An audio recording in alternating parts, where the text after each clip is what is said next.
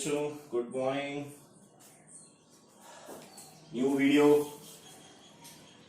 Today's topic is conservation of momentum. Now conservation of momentum को थोड़ा सा अपन discuss करते हैं, देन उसके बाद अपन बोर्ड पर इसको सॉल्व करते हैं। मोस्ट अपडेटेड टॉपिक है, आप सबने इसकी बहुत डिमांड करी, मैंने ये वीडियो इसीलिए बनाया। अदरवाइज मैंने लाइव क्लासेस में आपको एक्सप्लेन कर चुका हूं, बट मेरे तमाम स्टूडेंट्स ने कहा कि कंजर्वेशन ऑफ मोमेंटम का एक आप आगे भी हमारे काम आ जाएगा वो रिपीटेशन के लिए, तो आप उसका एक वीडियो जरूर क्रिएट करा। So fine, conservation of momentum. As you all know, हम मोमेंटम की बात पहले कर चुके हैं। मैंने बहुत सारी आपको प्रैक्टिकल लाइफ के एग्जांपल से समझाया what is momentum all about. किसी भी ऑब्जेक्ट का रनिंग पोजीशन के अंदर एक ऐसी क्वालिटी जो उसके पास रेस्ट में नहीं होती है, एक ऐसी क्वालिटी जिसके चलते अगर वो रनिंग पोजीशन में किसी दूसरे ऑब्जेक्ट से जाकर उसका कोलिजन होता है, वो कोलाइड होता है, तो वो जो एक इम्पैक्ट क्रिएट कराता है वो ड्यू टू उस क्वालिटी में आने वाले चेंज के कारण होता है। तो रनिंग ऑब्जेक्ट जब भी किसी से कोलाइड हो रहा है तो अपने मास और अपनी वेलोसिटी के दम पर, इन दोनों के प्रोडक्ट से उसके अंदर एक क्वालिटी गेन हो रही है जो रेस्ट ऑब्जेक्ट के पास नहीं है। That is the momentum. Variable term velocity है, तो वेलोसिटी पर ज्यादा दारोमदार होता है। वेलोसिटी जितनी ज्यादा गेन करेंगे तो product of mass and velocity यानी मोमेंटम गेन होता जाएगा। तो इस तरीके से मोमेंटम में चेंजेस आते हैं। तो हमने मोमेंटम की बात हम पहले कर चुके हैं। मैं एक बार दोबारा से लिख देता हूं, P इज टू mv होता है मोमेंटम। नाउ यूनिट भी आप लोगों को इसकी पता है, मैं फिर भी अपने वीडियो में दोबारा से बता देता हूं। इसकी यूनिट होती है kg metre per second. kg यहां से बना है, वेलोसिटी से मीटर पर सेकेंड आया है, ये kg मीटर पर सेकेंड इसकी स्टैंडर्ड यूनिट होगी। Now we are talking about conservation of momentum. Momentum का जो कंजर्वेशन का लॉ है, पहले मैंने वो बोर्ड पर ऑलरेडी लिख दिया है, जरा हम उसको वर्ड टू वर्ड पढ़ें, फिर अपन उसको ड्राइव आउट करने की कोशिश करेंगे, इसके फॉर्मूले को ड्राइव आउट करने की कोशिश करेंगे। What the statement is saying, the sum means, आप सबको पता है, मैं अभी जब उसको सॉल्व करूंगा तब भी ये चीज लिखूंगा, the sum of the momentum, यानी हमें momentum of any two objects, कोई भी दो ऑब्जेक्ट रनिंग होने चाहिए, आपको पता है, क्योंकि मोमेंटम तभी आएगा जब वेलोसिटी आएगी। तो of any two object always remains constant, conserved, unchanged. यानी कोई भी दो ऑब्जेक्ट ले लीजिए, वो दोनों ऑब्जेक्ट सेम मासेस के हों तो चलेगा, वो दोनों ऑब्जेक्ट डिफरेंट मासेस के हों तो चलेगा, वो दोनों ऑब्जेक्ट जो है सेम डायरेक्शन में आ रहे हो तो चलेगा, डिफरेंट डायरेक्शंस में आ रहे हो तो चलेगा। मोमेंटम जो है अगर इन दोनों के रिस्पेक्टिव मोमेंटम्स का सम कर दिया जाए, we are not talking about the momentum of a object, we are not talking about the momentum of second object, we are talking about the momentum, the sum of the momentum of these two objects. A object का जो भी respective momentum है plus B object का जो भी momentum है, respective momentum है, इन दोनों का प्लस कर दे तो इन दोनों का जो सम होगा, we are talking about that conservation of momentum. Actually it is conservation of the sum of the momentum of any two object. इन दोनों के मोमेंटम का जो सम है वो कांस्टेंट रहता है, ये इसका स्टेटमेंट का मीनिंग है। लेकिन उसमें उसने एक चीज और जोड़ दी है, प्रोवाइडेड। उन्होंने कहा है बशर्ते, उन्होंने कहा है शर्त क्या है, no external unbalance force, no external unbalance force should act between them. उन दोनों के बीच में बाहर से किसी भी तरह की कोई भी फोर्स लागू नहीं होनी चाहिए, अप्लाई नहीं होनी चाहिए। इट सीम्स क्वाइट ऑब्वियस, हमें अच्छी तरह पता है। क्या पता है?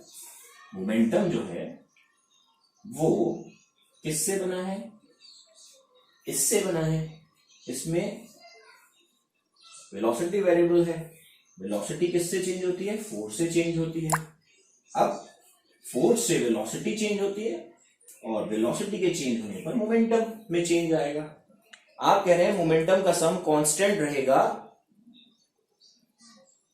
तो मोमेंटम का सम चेंज ही कब होता है? मोमेंटम कब चेंज होता है? भाई एक बंदे के पास 5 रुपीज है, उसके दोस्त के पास 5 रुपीज है, दोनों का सम 10 है। 10 तब तक रहेगा जब इन दोनों के पास 5 रहेंगे। अगर किसी एक के पास भी 6 हुए, यानी इनका रेस्पेक्टिव मोमेंटम चेंज होगा, तभी तो टोटल सम चेंज होगा। तो इन दोनों का रेस्पेक्टिव मोमेंटम, दोनों के जो इंडिविजुअल मोमेंटम्स हैं, वो मोमेंटम चेंज कैसे होते हैं भाई? वेलोसिटी के चेंज होने पर होते हैं। तो वेलोसिटी तो चेंज कब होती है? जब फोर्स लगती है। आपने वही लगाने के लिए मना कर दिया, आपने क्या कह दिया, provided there is no external unbalance force should act between them, उन दोनों के बीच में किसी भी तरह का एक्सटर्नल फोर्स नहीं लगना चाहिए। तो अगर आपने इसको मना कर दिया है तो ये चेंज कहां से होगा, ये चेंज नहीं होगा तो फिर मोमेंटम कहां से चेंज होगा। तो हम चेक किसे करें, हम यहाँ पे प्रूव किसे करें, इस स्टेटमेंट को हम प्रूव कैसे करें। आपने फोर्स लगाने के लिए तो मना कर दिया, लेकिन यहां पर हमने एक की वर्ड पकड़ लिया, हमने कहा कि इन्होंने एक्सटर्नल फोर्स लगाने को मना किया है। फोर्स लगाने को मना नहीं करा, इन्होंने कहा एक्सटर्नल अनबैलेंस फोर्स, यानी उन दोनों के बीच में बाहर से कोई फोर्स नहीं लगनी चाहिए। इसका मतलब ये हुआ कि एक के पास 5 रुपीज है, दूसरे के पास 5 रुपीज है, दोनों का सम 10 है। 10 will remain 10 always and always, provided बाहर से 1 रुपया भी नहीं आना चाहिए। तो हमने बाहर से रुपए नहीं आए, लेकिन क्या अगर हम इन दोनों में रुपए एक्सचेंज कर दें, एक को 6 कर दें, तो क्या दूसरे के पास 4 रह जाएंगे और ऐसे करके सम 10 ही बना रहेगा। तो अगर इन दोनों के इंटरनल मोमेंटम चेंज होने की कोई पॉसिबिलिटीज हैं क्या, इनके आपस में रुपए अगर एक्सचेंज कर दे तो फिर देखते हैं क्या मोमेंटम का सम सेम रहता है क्या। यही स्टेटमेंट है, वो कह रहा है कि बाहर से फोर्स ना आए तब हम 100% अंदर कुछ ही करिए, उन दोनों का सम सेम बना रहेगा। अब इस स्टेटमेंट को आप वीडियो को पॉज करके नोट कर लीजिएगा। मैं यहां पर इस स्टेटमेंट को फिर से बोलकर अब प्रूविंग पर चलता हूं। The sum of the momentum, यानी मोमेंटम का सम करेंगे of any two object regardless of their masses, their velocity, their direction, always remains constant provided no external unbalanced force should act between them। अब मैं इसकी proving पे चलता हूं, इस स्टेटमेंट को यहां से हम रब कर देते हैं। ओके,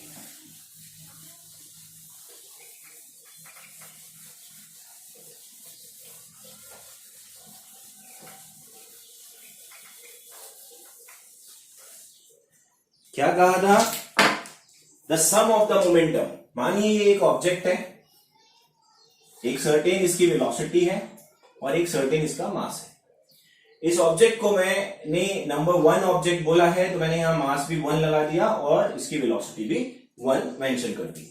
मैंने कहा जो दूसरा ऑब्जेक्ट है उसकी वेलोसिटी u2 कर दो, क्योंकि उसको ऑब्जेक्ट नंबर 2 कर दो। यहां पर आप ध्यान से देखिए, दोनों के मासेस डिफरेंट है, दोनों फिलहाल के लिए सेम डायरेक्शन में चल रहे हैं, ठीक है।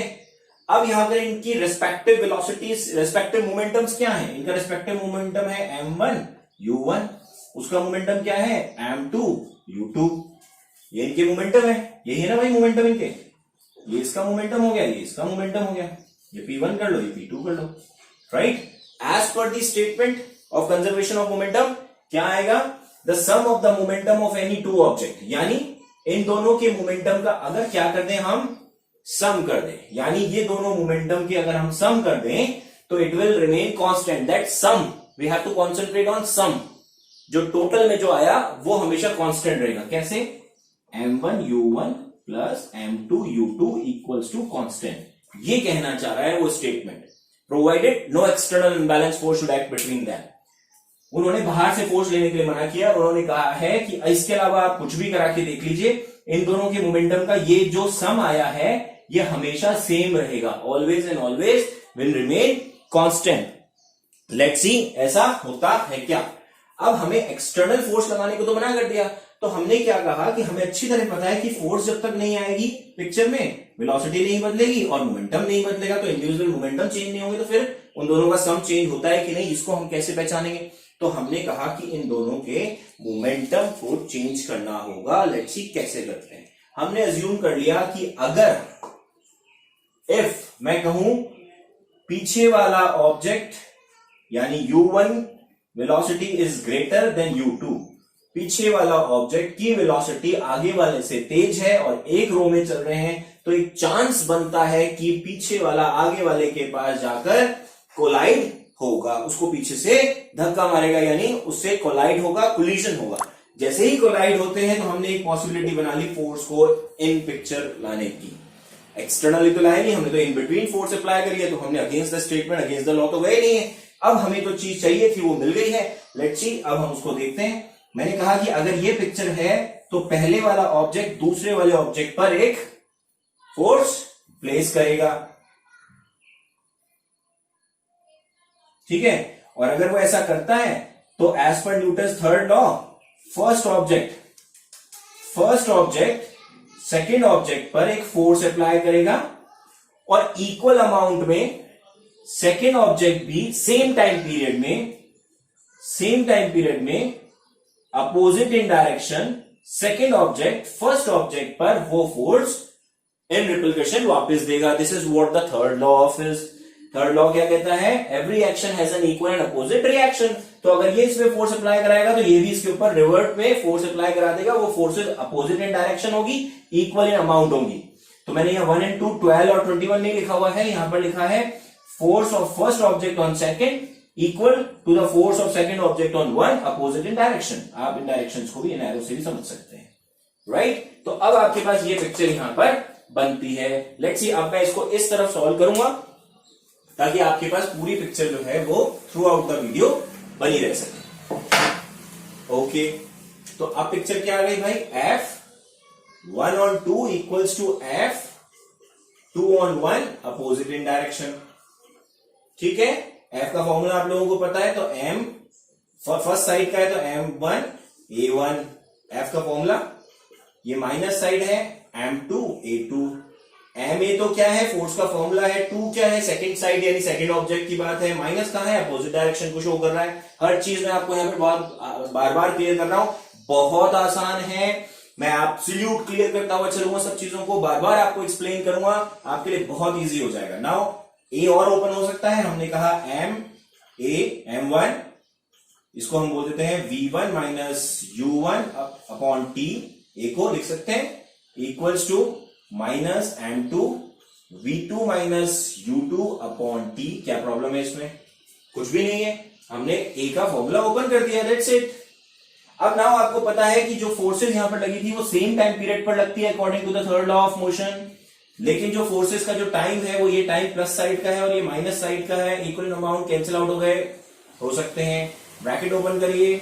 M1 V1 minus M1 U1 equals to minus M2 V2 minus minus plus M2 U2.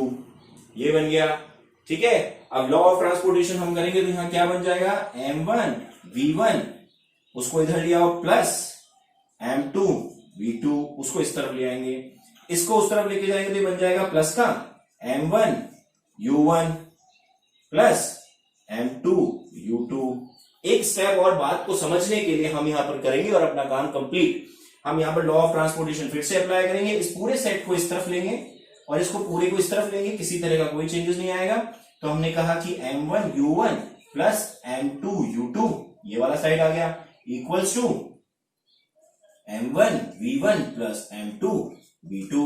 अगर आप इस चीज को ध्यान से देखें तो आप एक चीज समझ पाएंगे कि जो लॉ कह रहा था वो बिल्कुल सही स्टेटमेंट हुआ. हमने उसको प्रूव करके देखा. The sum of the momentum, initially क्या था? The sum of the momentum क्या था statement? The sum of the momentum of any two object will remain constant. दो अभी भी देख लो आप कोलाइड हुए, यहां पर कोलिजन के बाद भी जो सम है of the momentum of the same object, इसको 1 and 2 किया था. अब इसको अपन ए और बी भी लिख सकते हैं. तो ए और बी ऑब्जेक्ट के मोमेंटम का जो सम है जो बिफोर द कोलिजन था वो still equal to the sum of the momentum of the same respective objects after the collision है.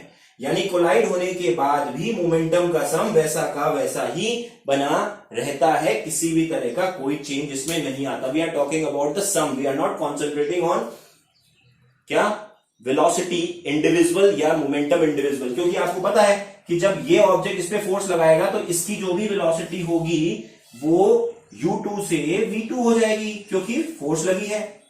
और इसका भी जो वेलोसिटी है वो वेलोसिटी क्या हो जाएगी?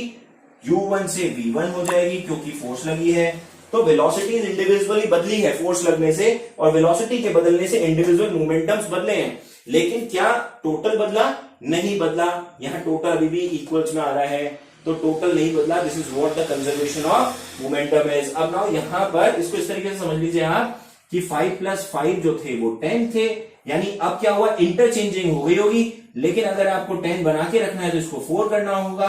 अगर ये 0 हो जाएगा तो 10 यहां आ जाएगा. लेकिन मोमेंटम का सम जो है वो हमेशा सेम बना रहेगा। कहने का मतलब ये, this is all about the conservation of momentum. तो इसको बहुत ध्यान से वॉच कीजिए। किसी तरह की प्रॉब्लम आती है, आप मेरी ऑनलाइन क्लासेस में भी डाउट क्लियर कर सकते हैं, आप पूछ सकते हैं। नीचे जो चैट है उस पर भी आप डाउट्स क्लियर कर सकते हैं। और जितना ज्यादा हो सकता है, अगर आपको ये पसंद आ रहा है, आपको समझ में आ रहा है, आपको लग रहा है कि जो सर समझा रहे हैं वो नट शेल में बहुत इजी समझ में आ रहा है हमको, तो आप वीडियो को जरूर लाइक कीजिए और सब्सक्राइब कीजिए चैनल को, सो दैट कि आगे आने वाले वीडियोस का नोटिफिकेशन भी आपको मिलता रहे। Thank you very much.